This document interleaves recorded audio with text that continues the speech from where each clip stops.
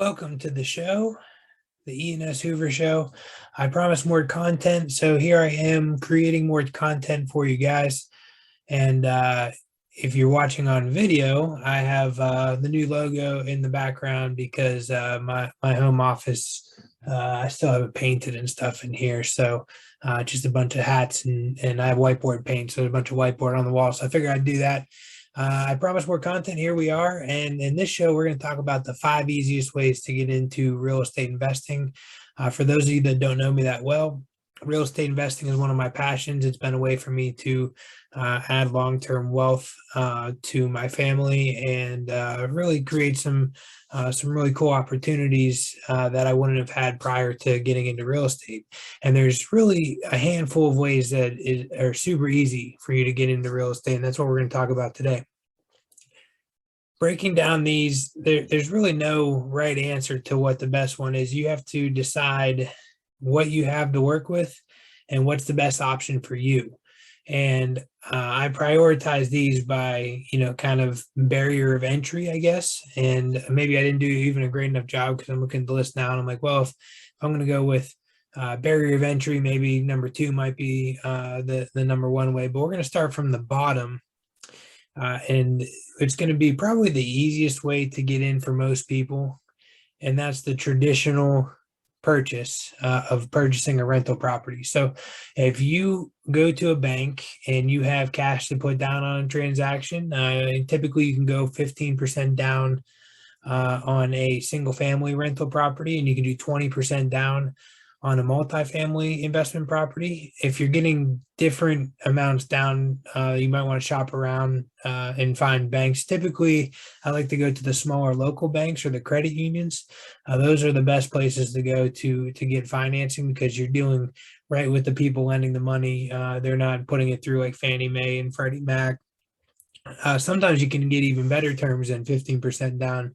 It just depends on what you're looking at. But compared to some of the other options that we're going to go on the list, as long as you have some cash, this is a relatively easy turnkey way to get into real estate investing. You can hire a real estate agent, preferably one who knows real estate investing, find a cash flowing rental property, put an offer in, do your inspection, and close on the property. And it's very, very easy to get into it, relatively speaking, as long as you have cash. The number 4 easiest way to get into real estate investing is pretty much my go-to way of investing in real estate, and that's the BRRRR strategy, right? So that's buy, renovate, refinance.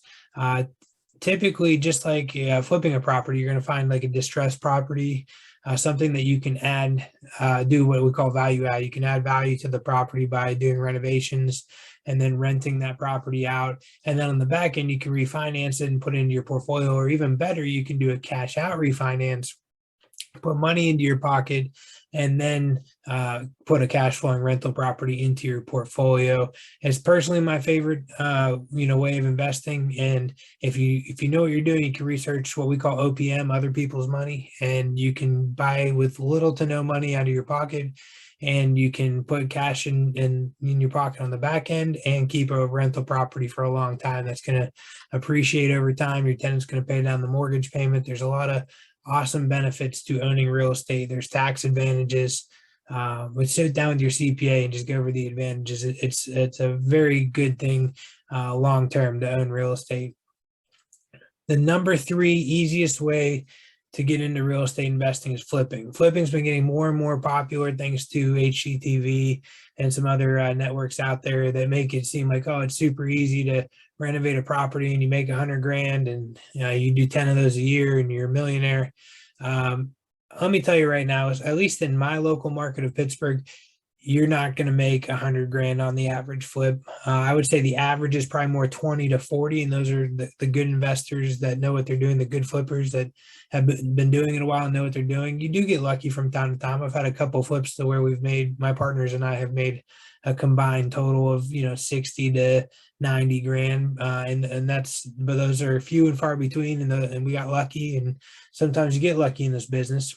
However, just like the BRRRR strategy, you're going to probably have a pretty low barrier of entry into it. And you might be asking yourself, well, I don't have money to buy a property and I don't have money for refinance or renovations on a property. Well, again, most flippers are going to be using OPM. They're going to be going to a private lender or a hard money lender, and they're going to be borrowing money to do the purchase and do the renovation, and then they're going to sell the property on the back end and pay off their lenders. So it's extremely risky, but it's a relatively easy way to get into real estate investing. And really, I mean, if you're getting started, you don't have much to lose, then I guess it's not that risky. If you're borrowing money to do a deal, and just make sure you do your research and make sure you find a property that has a lot of meat on the bones. And ideally, you want to work with an agent who knows what they're doing to help you find that property, one that's maybe done flipping themselves or works with a bunch of flippers in the area and they know what to look for, so that you don't get burned. But flipping is a very good way to get in to real estate investing, and it can add large sum. If you are successful in it, it'll add large sums of money to your pocket and allow you to maybe get involved in some other forms of real estate investing, or just keep reinvesting back into your flipping business. And maybe at some point you don't have to pay interest to a private or hard money lender. You can use your own capital to do some flips. And that would be ideal, because then your profit's going to be even greater on those flips. Again, it's a business. There's no success strategy or anything like that. You got to get in, you got to learn it. Maybe your first deal or two, you might not make a whole lot of money. You might even lose a little bit of money, but that's business, and you got to learn the business and you got to get started somehow. And it's a relatively easy way to get into the business. The number two easiest way to get into real estate investing is something called wholesaling. If you don't know what wholesaling is, you can, Google real estate wholesaling, and you'll find a ton of gurus out there who are talking about wholesaling and how easy it is to get started. I, as most licensed real estate professionals, I'm not a huge fan of wholesalers. I feel like there's a couple good ones out there, and there's a lot of really bad ones out there who are taking advantage of people, and and really just being shady in general. So don't be shady. You can be honest and upfront with people and still make money, and do it with very little or no money out of your own pocket, and just have your time invested. Okay, so the art of wholesaling is essentially you are going to find somebody who needs to sell a property. You're going to have an ownership interest in the property by putting it under contract. And then from there, you're going to take that contract, probably with some sort of an assignment clause. There's a couple of different ways to do it.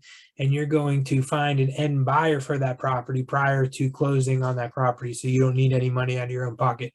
So that assignment will allow you to assign it to the buyer at a different price, and then you keep the spread between what the seller is getting and what the buyer is buying it for. Okay, I mean, I've seen wholesalers make a ridiculous amount of money on a property, and again, does that lean towards kind of shadiness? Yes, absolutely. I think a wholesaler should probably be aiming to make 5 to 15, 20 grand on a deal. I mean, if you make 20, 30 grand on a deal because it went for more than you thought it would go for, great. But if you're making 60, 80, $100,000 for a couple hours of work, it probably means you rip somebody off. You rip the seller off of that property. So just be careful and be nice to people. And maybe if you accidentally do rip somebody off, maybe give them some extra money at closing, and thank them for the opportunity to sell their home for them. It's essentially a way of being a real estate professional without having a license, right? You're just locking up the property under contract instead of actually listing that property on the market like a licensed real estate agent would. But either way, whether you like it or don't like it, or agree with me or don't agree with me, wholesaling is a super easy way to get into the business. I mean, you could literally go door knocking, drive for dollars, text people, call people that are potentially interested in selling their property with virtually no money. I mean, yes, a lot of wholesalers do spend marketing money to find those sellers, but I mean, there's things like Craigslist out there, and you could drive around and look for distressed properties. And then there's ways to look up people's phone numbers for free. If you hustle and you work hard, you could probably do it with little to no money out of your pocket and make some real money that'll help you hopefully start investing in real estate, the more longer term routes, like owning rental properties, that really build that long-term wealth. Because in my opinion, that's the best way to invest in real estate, is building that long-term wealth that's going to make a generational difference for you and your family. the number one easiest way to get into real estate is what we call an FHA loan. Okay, so you can owner occupy a property up to 4 units and get an owner occupy loan that's backed by the government. It's called an FHA loan. So you can do up to 4 units.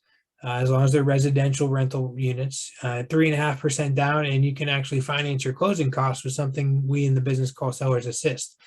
So you could actually have little to no closing costs and just 3.5% down, and you could buy a property. And even better, you can actually get a gift from somebody that you know, like your mom, your dad, a family member, essentially can give you a gift for the 3.5% down, so that you can actually buy the place with little to no money or no money out of pocket. So that's a very easy way to get started. Don't get me wrong, there are some hoops to jump through. If the property needs some work, there might be some scraping and painting you have to do before you even own the property. There's a lot of little things that you got to jump through, but it's a great way to do it. And I do say 1 to 4 unit properties, because really buying any property in general is investing in real estate. Your property is going to appreciate every year, and just owning a property long term is a good thing for you and your family. But I actually know a couple of people who've bought single family houses, and because they don't have those extra units, instead of just living in the property themselves, they rent rooms to people they know, and that's their way of making units in a single family house, and basically living there, rent free as they fix the place up, and then hopefully turn that one into a rental property. And then with the FHA, if you're buying single family houses, you can do what's called a move up, and you can have multiple FHA loans instead of having to refinance like you would on a 2 to 4 unit property, doing an FHA. So those are the 5 easiest ways, in my opinion, on how to get started in real estate investing.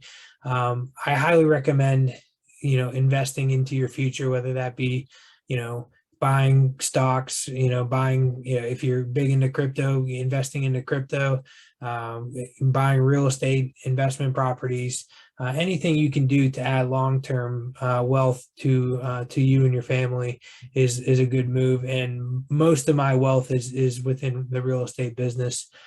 So while I dabble in some other stuff to add wealth, this is my main bread and butter. So I hope I added some value to you, and I'm sure you can find other videos with similar content out there. But I've personally been involved on every single type of transaction that's on this list. I've sold clients FHA properties. I've sold some clients multiple FHA properties as a licensed agent. I've wholesaled. I've also bought a ton of wholesale properties. I definitely buy more wholesale properties than I actually wholesale. I've only wholesaled a couple over my career. I flip multiple properties a year, and then I use the BRRRR strategy. More than anything, I'm always buying dilapidated properties, renovating them, putting tenants into them, and then doing hopefully cash out refinances. Every once in a while, you'll get stuck where an appraisal doesn't come in where you think it's going to come in, and you end up having to refinance at cost, is what we call that, meaning you don't pay any money to refinance, but you don't get any cash out. Or sometimes you even got to put a little bit of money into the deal, but it's still going to be way less than putting 20% down into a property. And of course, I've put 20% down into a couple of properties I've bought into. So I've done every single thing on the list. I've also been involved on a lot of everything on the list, and a lot of other things on the list too. So these are kind of the easy ways to get involved. One of the next videos I'm going to be creating is going to talk about how to get into real estate sales, property management, commercial sales. So how to actually get into the business in that realm of the world. And then I'm super excited. I have probably one of the biggest, at least if you're in the city of Pittsburgh, one of the biggest business celebrities in town is going to be coming to sit down with me, and we're going to have a really great conversation here in a couple of days. So, I'm going to be scheduling these out, but we at least got a couple weeks of content here, and I'm going to keep coming up with some good ideas for you. So if you have any ideas of what you want me to talk about in future episodes, please hit me up on social media at ENS Hoover on pretty much any type of social media, or you can comment on the YouTube video. if you're watching on YouTube, or you can also email me. Ian@ianhoover.com is a great way to get in contact with me as well. So thank you so much for tuning in. I appreciate all the support. And again, it's my absolute goal to get back to really creating some content. It's going to be a little bit of everything, just like I talked about. If you listen to one of my last couple videos here, we're going to talk about investing. We're going to talk about real estate. We're going to talk about business. We're going to talk about extra ways to make money, a little bit of everything, some of the technology I use, some of the apps I use, but it's all going to be within the business realm because that's what I do and that's what I enjoy on a day-to-day basis. So I hope you enjoyed this content. We are upgrading a little bit. I have a new microphone here, and I have a new microphone at the office, so the sound quality should be a little bit better, especially a lot better versus the 3-minute video I made the other night on my phone. So this sound quality should be much better. And I'm also testing out a couple different ways to shoot video as well, because I want to continue to improve and put out better content for you. So thank you so much for tuning in. And until next time, this is Ian S. Hoover signing off.